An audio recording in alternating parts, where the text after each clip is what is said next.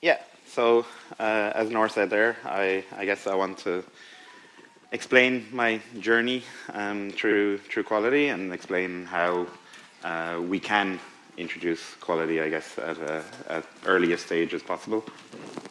Yeah, you can see my background there. So I'm Irish, sorry. But yeah, so I started doing industrial computing in university, and so programming microchips and conveyor belt systems and that side of the world. My first placement started as a test engineer with a company doing a just-in-time, just-in-sequence system for automotive manufacturing. So penalties were 10,000 a minute if our system caused an outage, 10,000 euros a minute. So it was quite high risk in terms of if we caused a failure. So from that job, I fell in love with the quality side of the world. I then finished out university, went traveling for a bit, came back, started working with Inside Tests. Was the first. They were maybe 80 to 100 people. We were then bought by Capgemini, became 20,000 people overnight. And at that point, I wasn't happy to just be a number within an organization. So I moved to Fineos, doing financial software, so pensions, life assurance, and insurance. And yeah, I saw it as an opportunity, I guess, to make a difference with people's lives and claims and things. Pensions, went into the financial side of the world.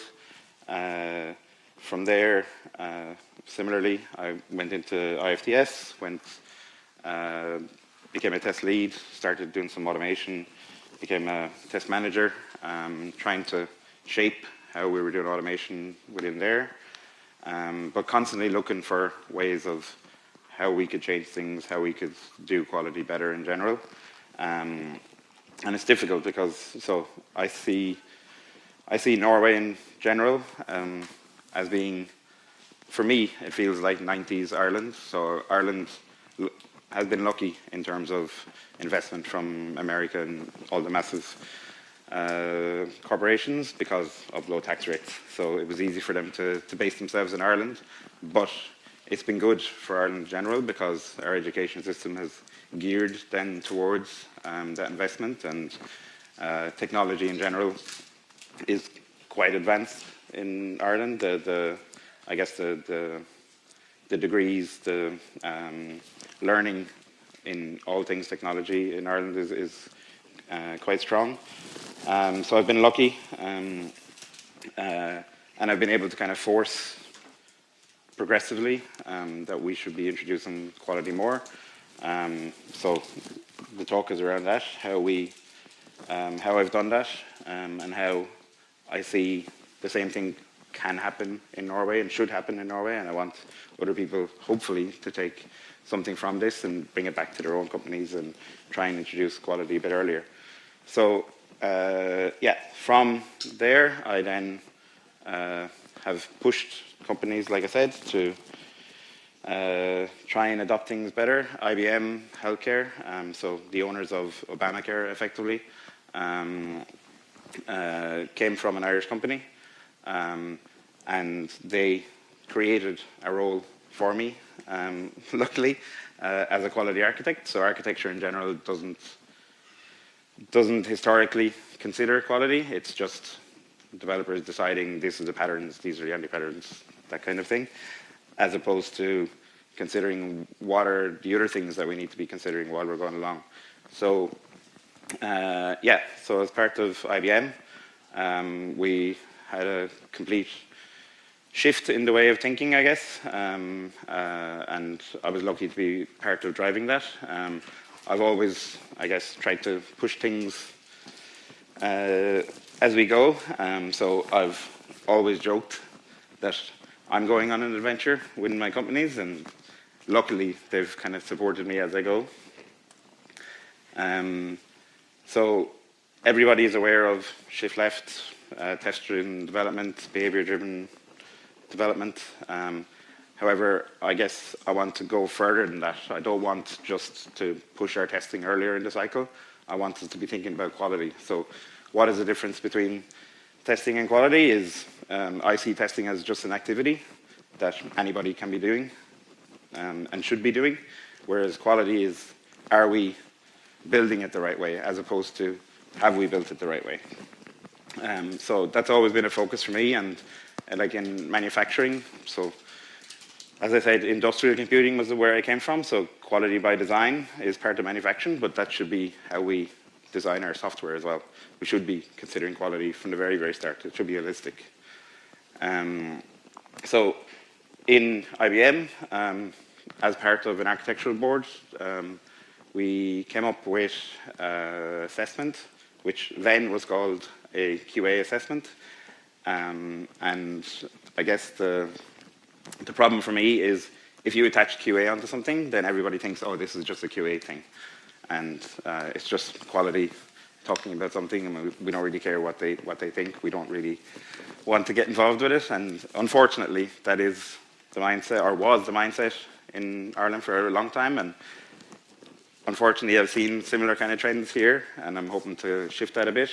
And because of that, I've also renamed the assessment that the model that we came up with to be an architectural risk assessment, so that people don't see it as just a QA thing. It is an assessment that we're doing about our solution and how we can do it better. So an ARC assessment, as I've called it, is so that it stands out separate from QA, because it isn't a QA-driven thing, and it shouldn't be a QA-driven thing.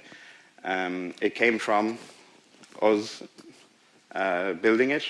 I was part of IBM Healthcare, doing it on my own, to say, okay, well, what are all the things that we need to consider as part of our solution? And then eventually deciding, well, actually, I shouldn't be the one answering these questions. I shouldn't be the one coming up with the questions.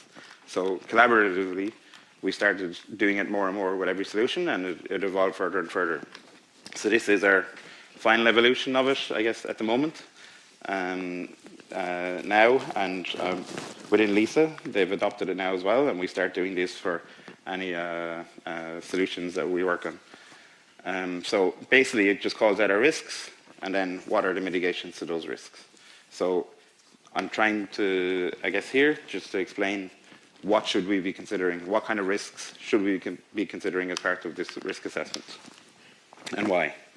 So one of the key things is who does this belong to? So as I said, it originally came from quality, but that was the wrong place to have it. And I'm trying to, I guess, make people understand it belongs with architecture. However, it's supplemented by quality, by development, by design, by performance, security, by ops. So it is everybody's ownership, but the natural place for it to live is within architecture, because we're coming up with designs. We should be considering everything as part of our designs that we come up with. And I guess while I would see it as a responsibility of architecture to come up with it, it's collaborative. So as in, at different points in time, I need to be involving the different areas. I shouldn't be working in a silo, coming up with an assessment. And similarly, the starting point of this was QA sitting on their own, coming up with this assessment. That shouldn't be the way it's done. It should be done together. So if we think about it at the different levels, so the structure for this should come from your enterprise architecture, if that exists within your companies. If not, it should come from your architects. So the structure of how we do this assessment, so that it's recognized, I guess, across all of your teams. In terms of who fills it out, then that should be your solution architects within any solution or feature that you're developing. And we'll talk about what they need to be considering and who they get involved during that as well. And then in terms of what gets filled into it, that's the key part. So that needs to come from everybody within your team. So everybody who's working on the solution should be contributing to this assessment. And it's a constant changing thing. So you assess your risks, you identify what the mitigations are, but then you constantly work on trying to identify new risks, or we've mitigated those risks, we're happy to reduce that down, we're happy to say that we've gotten rid of the risk or proven that it's not a problem, and then assess again and see, okay, well, what else is there after that point? So we'll take a look at some of the parts of that need to be considered. So in terms of, I've tried to bucket the risks into 3 different areas. So functional UI UX, your non-functional side of the world, and then your architectural and documentation side of the world. And for within your own companies, the buckets or the amount of things you need to consider might be different, but I'm going to take a look at what I've tried to introduce as being the main ones. And for every product, every feature, maybe some of them are, we don't have a risk here, which is perfectly fine, but at least we've thought about it and we've said, do we have anything to consider? No. And no is a valid answer. So in terms of functional, the people typically involved in looking at these are your designers, your development, your architecture, because they're coming up with the designs, and your quality people because they think differently about how your solutions are made. So in terms of functional, it's whether we're going to meet our requirements. In terms of regression, it's so my solution, my feature, is it going to have any kind of impact on the rest of my system? If so, I should call it out as a risk to regression so that the team or other teams are aware that my solution or my feature is going to impact on that area so that they're ready for it when it comes. In terms of UI, so is there changes that I'm making as part of my feature or product that's going to affect the UI? Is it going to affect components that I have within my UI? Am I using it in a different way, these components in a different way for this feature that I haven't used before? So do I need to call that out to the team to make sure that they're aware of it? In terms of UX, similarly, am I doing things consistently with the changes I'm making, or am I creating a new pattern within the flow within the software of how it behaves? And I need to be cognizant of this when I'm coming up with the designs. So I should be considering these things as I go through my design and say, well, yes, I'm going to be affecting this. You guys need to be aware of it as I'm making the changes, as you're making the changes. So I guess the key part is quite often I've seen where we make changes and then afterwards we realize what the impacts are. So it's trying to get that as early as possible. So similarly, other parts of functional and UI UX that we should be considering around globalization. So if you're not aware, so globalization is more, can my product support different languages, different currencies, different time zones? So is it ready to be able to do those things? Can it reflect things left to right versus right to left in different languages? And yeah, so if I'm making changes that could be impacting on that, then I should call that out as part of this assessment as well. Localization is specifically testing around, so my product is globalized, it's able to support these different things, but I'm working on a Saudi project and I can't have certain types of advertising. I can't have certain types of content on my pages. So when I localize it to this area, is the content correct and specific for this area? So it's kind of a flavor of globalization, but yeah, it's often confused and missed, I guess, because people treat them as just language testing, but it's not. There's quite a bit to it. Device and responsiveness, so does it behave the way I expect it to behave? Am I changing something as part of a feature or part that I'm releasing that's going to affect my screen size, how things are viewed, my anything kind of UI related, specifically to sizing and devices, I guess. And then accessibility. So again, another one that's often forgotten because,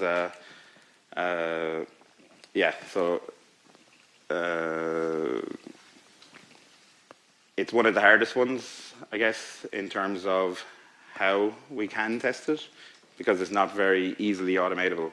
In terms of UI elements and things, the design of it can be automated in terms of, have I put the right tags on things, have I made my color contrasts and things like that easy. So I don't know if anybody has seen, but there is a free-to-use IBM accessibility tooling available that can do that side of the testing for you.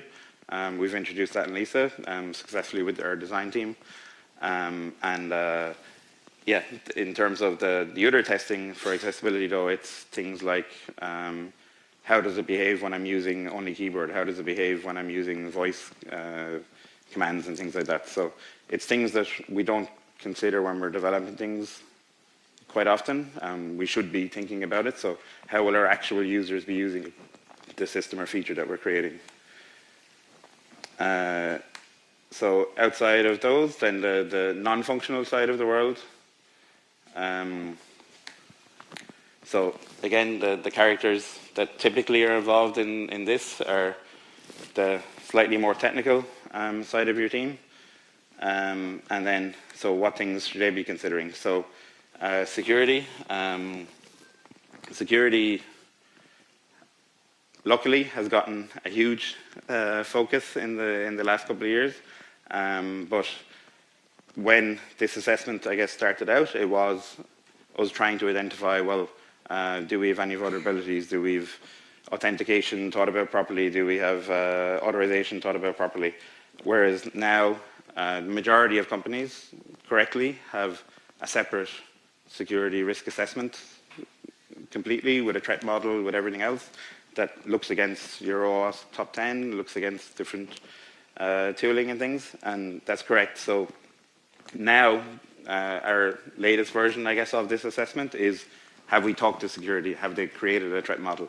And that's our checkbox to say we've considered security and that we've talked to them and they've created their assessment further. But if you don't have a security team, then it is important that you think about these things when you're creating any features or changes to your product. Data management similarly, so how do we plan to store things?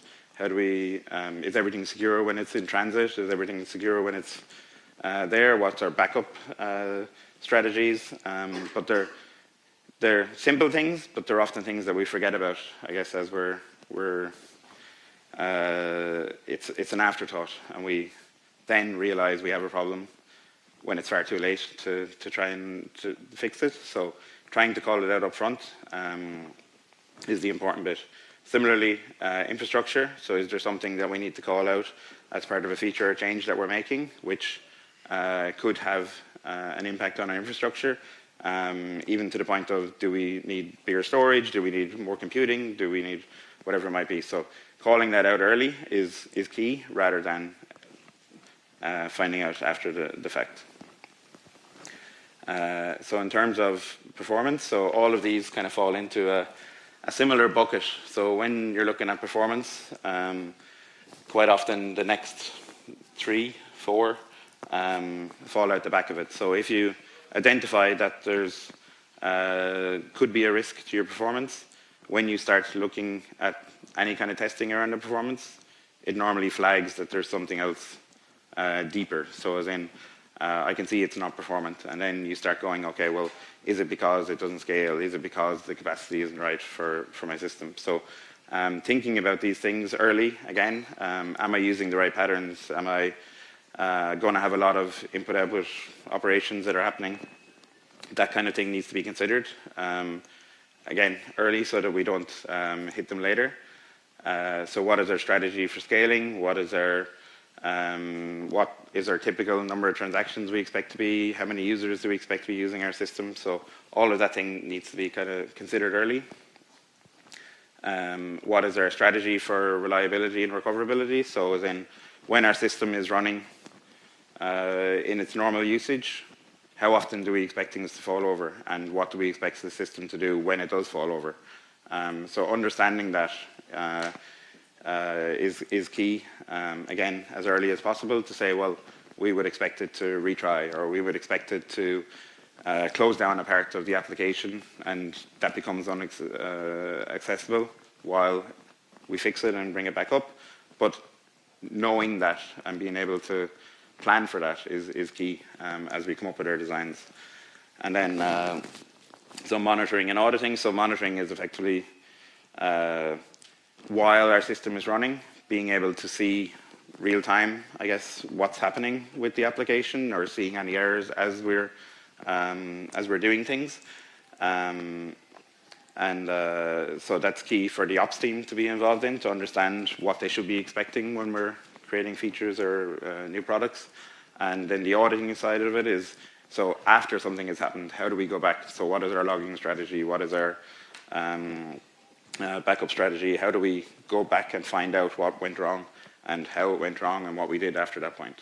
So being able to, again, I guess, put that as part of your design or part of your solution is key to understand how we will address these issues as we go through them. The final bucket then is the architectural side of it. So again, who's the main actors involved in this? So not necessarily limited to the actors here, but quite often these are the people who would be involved in it. In terms of architecture, so what are our architectural decisions? Where are we going to record them? How do we communicate that? How do we understand the decision we've made, and what is our technical debt that we might be choosing to build into our application by the choices that we make? And how do we plan to pay back that technical debt? So how do we, I guess, how do we understand it ourselves, and how do we communicate that across our organization? Similarly, as a development team, so what are our standards that we should be adhering to? Are we doing anything different than what we would normally do? And if we do, we should be calling it out as part of this assessment to say, we're choosing to do this differently because of X, and this is what it means to us, and this is how we would make sure that that impact is understood and mitigated properly. So it could be something around, so I've listed the illities here, but there's many more that could be on this list, but these are the main ones. So typically around configurability, upgradability, so are the changes I'm making, do they need to have toggle features? Do they need to be off by default and only changed through your configuration? If I do an upgrade, is it going to impact the customer who've made their own customizations and things like that? So understanding that early is key, rather than, like I said, all the way through this is finding out later is always going to be the problem. And similarly then, the forgotten ones are quite often around your documentation, around your installers, around your release notes. But again, calling these kind of things out as part of a risk to say, well, the changes we're making here means that I need to have an upgrade helper, or I need to have a guide that's going out to users of the end system. And again, thinking about that is something that we often forget until it's too late. So again, the buckets are those three. They're not limited, I guess, only to that, but this has been a model that has worked for us, both in places I've worked previously and currently now within Lisa. It's a bucket that seems to be working, at least so far. Again, like I said, so the actors are pretty much all, but across those three buckets, there is a common thread in that. So the architecture is coming up with the design, and they should be talking to the different areas in order to get the input. So they are not responsible for the content of this assessment, but they should be responsible for gathering the information that's going into this assessment. So talking to security, finding out about details, talking to performance, talking to your ops team.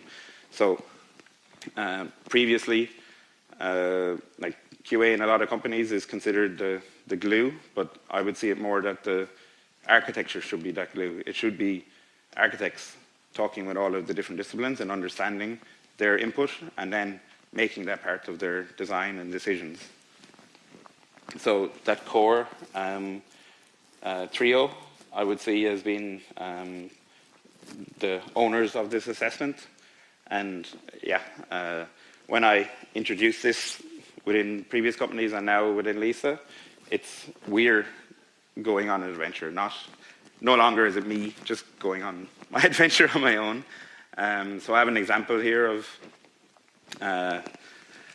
some of the content that Nora would be familiar with, I guess, in terms of when we looked at things. So it can be as simple as this. It can be as complicated as you want it to be, but in its most basic form, it is a case of, okay, considering all of those topics that we talked about as an item and saying, have I thought about it? And it can be as simple as saying, there's no impact here. I don't need to worry about it. But at the other scale of it, it could be, well, actually, I know there's going to be a security risk here. So what should I do to either mitigate that risk or prove that the risk won't come to fruition? So it could be, I'll do certain types of testings. I'll talk to specialists in that area and get the information that I need. And then at the end of this, I have a table with all of my 20 different categories or whatever is applicable to my feature or my product and say, these are the things I've thought about. Here is what the team needs to do in order to get rid of that risk or prove that it's not going to be a problem when we go to release this. And it might seem like it's very basic, but it's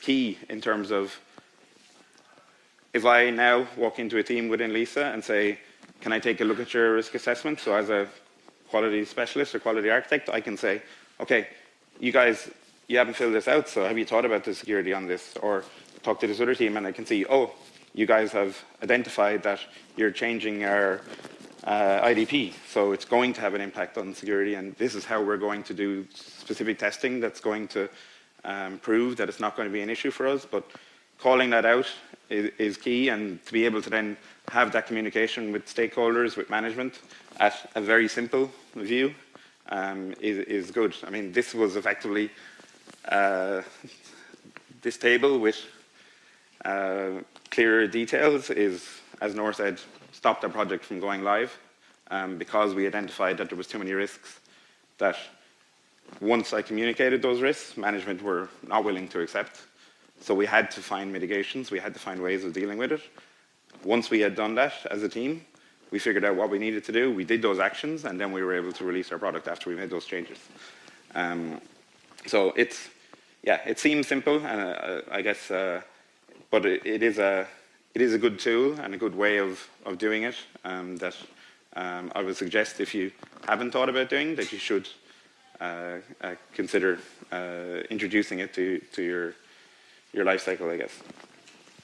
I'm willing to take any questions or discussions on any of that if anybody has or wants to.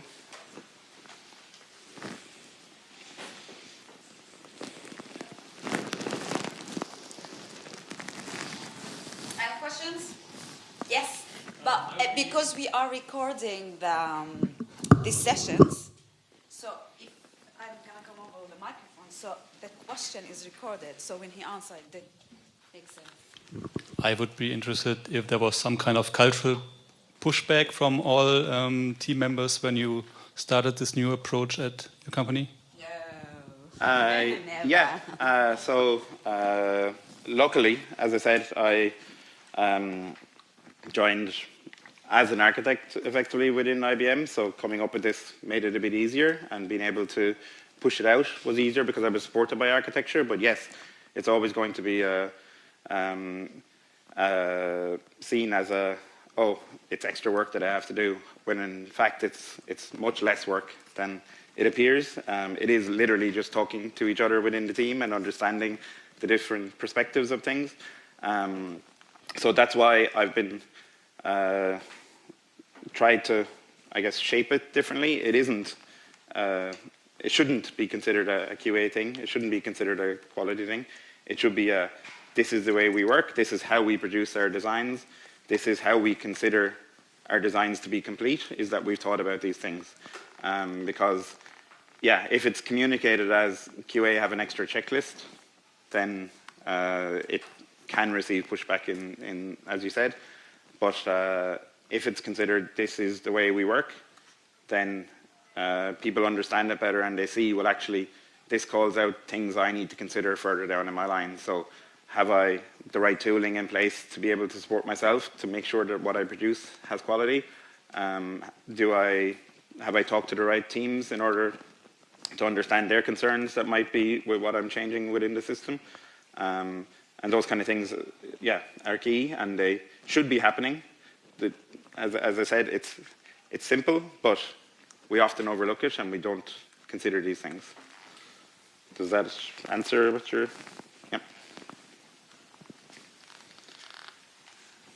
Any other questions? I guess to also shape a bit where this came from, to kind of support that as well. So it started off as, I was a quality architect within IBM. That expanded further into then having an architect who was responsible for non-functional side of quality, in charge of functional side of quality. We then brought in a security architect who then created their own threat model assessments, monitoring constantly OWASP top 10s. We had a performance architect who eventually came on board as well, because it is its own engineering discipline, and I guess we don't think about these things as being as complicated as they can be until we understand that, okay, well, the change I'm making, am I using a pattern that I shouldn't be using? Am I changing a query that's going to call my database constantly? Is that going to have an impact on things? So understanding their perspectives on the change I'm making can be hard for a quality person especially, but then for the architect as well. So I'm recommending that we do it this way. What is the impact of my recommendation or my decisions of doing it this way? So it's to support them as much as possible with this assessment.